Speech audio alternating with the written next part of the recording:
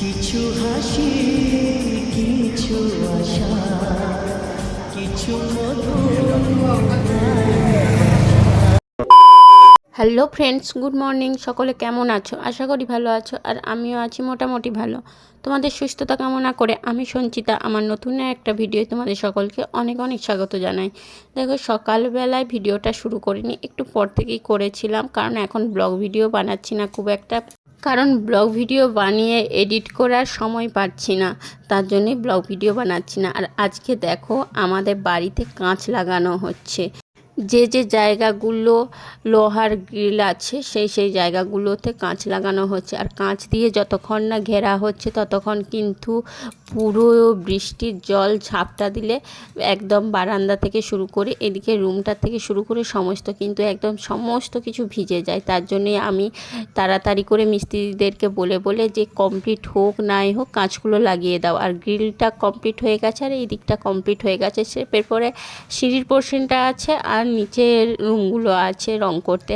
Already এখন কিন্তু নিচের রুমের রং শুরু হয়ে গেছে, চলছে। আর কয়েকটা দিন মাত্র, হয়তো আর 3-4 দিন লাগবে, তাহলে কিন্তু আমাদের রং কমপ্লিট হয়ে যাবে। আর এদিকে দেখো, সিঁড়িটায় রং হচ্ছে। আর সিঁড়িটার এখানটা আমি কিন্তু পুরো একদম ডিপ কালার দিলাম, লাল কালার। অনেকেই ভাববে হয়তো এত ডিপ কালারটা এখানটা দিচ্ছ কেন। সত্যি কথা বলতে কি, সিঁড়িটায় যখন উঠা হয় না, আমরা সব সময় দেওয়ালে হাত দিয়ে দিয়ে উঠি। আর সব সময় তো আর সবারই হাত তো পরিষ্কার থাকে না, আর দেওয়ালে হাত দিয়ে উঠলে কেমন একটা কালো দাগ হয়ে যায়। তার জন্য এখানটা একদম ডিপ কালার দিলাম। আর মিস্ত্রিদেরকে প্রথম থেকেই বলে দিয়েছিলাম যে এখানটা ডিপ কালার দেবে, কারণ এখানটা না হলে প্রচুর নোংরা হয়ে যাবে, আর সব সময় পরিষ্কার করাও সম্ভব হয়ে উঠবে না।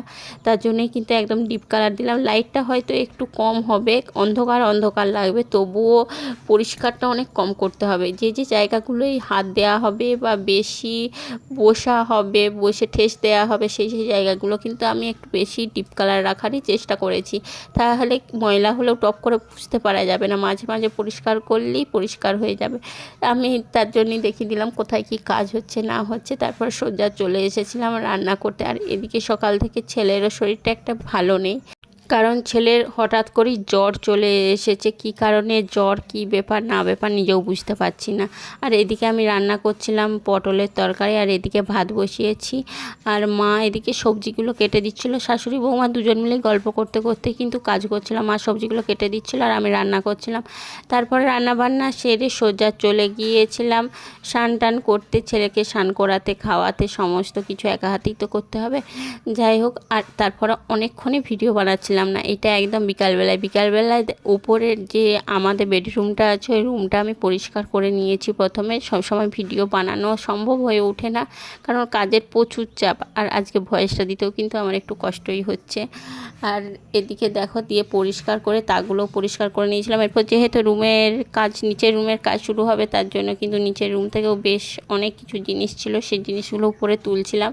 আর বেশ কিছু জামা কাপড়ে তাকগুলো ভাঁজ করে রাখছিলাম, কারণ নিচের রুমটা একদমই খালি করে দিতে হবে, না হলে কি তো আর হবে না। তাতেও চারদিকে যা অবস্থা হয়ে আছে নিচের রুমে, যেহেতু কাজ চলছে, তোমাদের সাথে হয়তো সেইভাবে কোনো কিছু শেয়ার করতে পারবো না, শর্ট ভিডিওর মধ্য দিয়ে কিন্তু একটা শেয়ার করেছিলাম। আর এদিকে জামা কাপড়গুলো তাকের মধ্যে গুছিয়ে রাখছি। এরপর এগুলো গুছিয়ে রেখে যাব ছেলেকে ডাক্তার দেখাতে। আর এদিকে দেখো, দুষ্টুমি করতে চলে এসেছে। জ্বরটা যেহেতু আপাতত একটুখানি ছেড়েছে, সেহেতু চলে এসেছে আমার কাছে দুষ্টুমি করতে।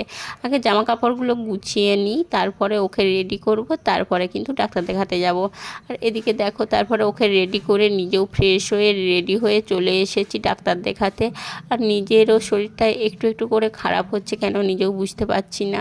সেদিন থেকেই শুরু হয়েছে নিজেরও শরীরটা খারাপ হতে। আর এখানে দেখো, বসে বসে আমি জিজ্ঞাসা করছি যে কী হচ্ছে বলো, সব কিছু কিন্তু বলবে ঠিকঠাকভাবে ডাক্তারকে। বলছে এখনও কেন ডাক্তার আসছে না, আমি এতক্ষণ বসে থাকতে পারবো না, ওই করছিল আর দুষ্টুমি করছিল। যাই হোক, আজকের ভিডিওটা এখানেই রাখছি। ভিডিওটা আর বিশেষ কিছু বড় করছি না। সকলে ভালো থেকো, সুস্থ থেকো, লাইক কমেন্ট শেয়ার করে দিও। আর ইউটিউব থেকে দেখে থাকলে কিন্তু সাবস্ক্রাইব করে দিও, আর ফেসবুক দেখে থাকলে কিন্তু ফলো করে দিও। চলো, সকলে ভালো থেকো, আবার দেখা হবে নতুন একটা ভিডিও। ততক্ষণ টাটা।